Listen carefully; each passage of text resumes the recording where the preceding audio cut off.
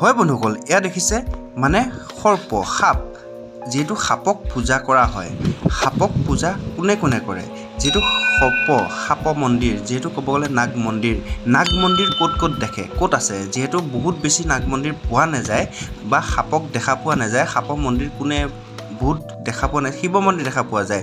যিহেতু সাপৰ মন্দিৰ দেখা পোৱা নাযায়, সেইবাবে আজি আহিছোঁ সৰ্প মন্দিৰত, মানে সাপৰ মন্দিৰত। সাপৰ মন্দিৰত আহিছোঁ, আপোনালোকক দেখাই আছোঁ অলৌকিক শক্তি লৈ সাপে যেতিয়া বহুত আৰাধনা কৰিছিল শিৱ বাবাক পাবৰ কাৰণে, বহুত আৰাধনাৰ বিনিময়ত শিৱ বাবাই সন্তুষ্ট হৈ পেলাই সাপক লগ দিছিল।